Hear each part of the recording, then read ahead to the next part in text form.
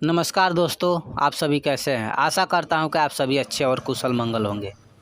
तो आइए आज एक और नई कहानी के साथ आप लोग के बीच मैं हाय मोरिया राजू भाई। ये कहानी 100 साल पहले की है। 100 या 110 साल मान लीजिए, चाहे जितनी पुरानी मान लीजिए। ये कहानी है क्योंकि मैं अपने बुजुर्गों के मुख से ये कहानी सुनता हूँ। यह कहानी बहुत ही प्रचलित है। लोग आज भी इस कहानी को अपने बच्चों को या किसी के से साझा करते हैं। जब 4-5 लोग इकट्ठे बैठते हैं तो इस कहानी का जिक्र होता है। जब भी मंदिरों मस्जिदों की बात आती है तभी इस कहानी का जिक्र होता है।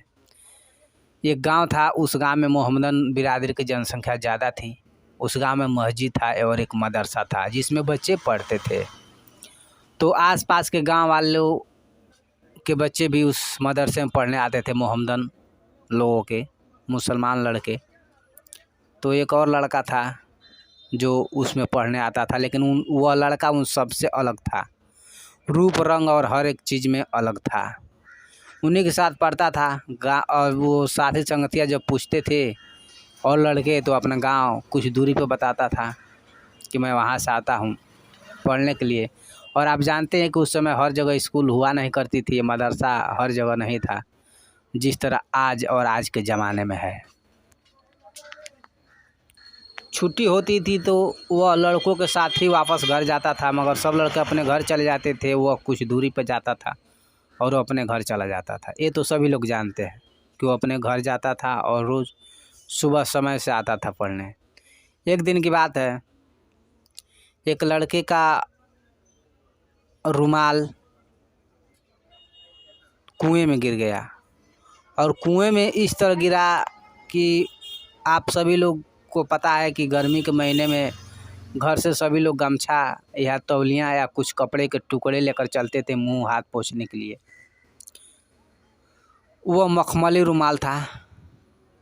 और आपस में ही बातें करते करते वह लड़का देखते देखते उसको कुएं में डाल दिया। अब जिस लड़के का वो रुमाल था वो लड़का रोने लगा। वो बोला कि मेरी मम्मी मारेंगी, मेरे पापा मारेंगे, अब अम्मा और अब्बू मारेंगे, तुम मेरा रुमाल दो तभी मैं घर जाऊंगा, नहीं तो नहीं जाऊंगा। इस बात पे बहस होने लगी। और जो भी उस लड़के के साथ और भी लड़के थे उस गांव के, वो लोग भी लगे मांगने, बोलने कि नहीं निकालोगे तो हम लोग मिलकर तुम्हें मारेंगे। करीब आधा घंटा तक ये बहस होता रहा। वो लड़का रोता रहा। फिर वो बोला ठीक है, मैं तुम लोग का रुमाल निकाल दूंगा। वो लड़का उस कुएं से रुमाल निकाल दिया। अब रुमाल कैसे निकाला ये मैं आप लोग को बता रहा हूँ। वो कुएं में हाथ डाला, उसका हाथ बढ़ता गया और हाथ से ही पकड़ के वो रुमाल को निकाल कर दे दिया। यह देखकर सभी लड़के भागने लगे, अचंभित रह गए कि ये क्या है।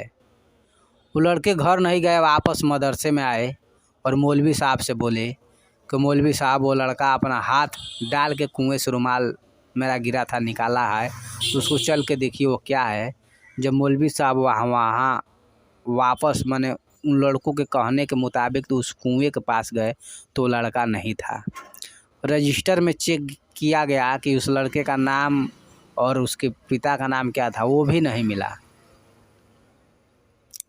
तो मौलवी साहब ये समझ गए कि वो लड़का जिन का लड़का था, यानी जिन जिनादों का लड़का था। वो पढ़ने के लिए आता था और उस दिन से वो लड़का कभी स्कूल नहीं आया। और ये कहानी मौलवी साहब ही फैलाए थे और जो बच्चे थे वो अपने माता पिता और बुजुर्गों से कही थी कि ऐसा ऐसा हम लोग पढ़ते थे तो हुआ था। ऐसे इस कहानी का प्रचलन हुआ है। अगर ये कहानी आप लोग को अच्छी लगे तो मेरे चैनल को लाइक कमेंट सब्सक्राइब कीजिएगा। और एक नई कहानी के साथ मैं फिर मिलूँगा। धन्यवाद दोस्तों।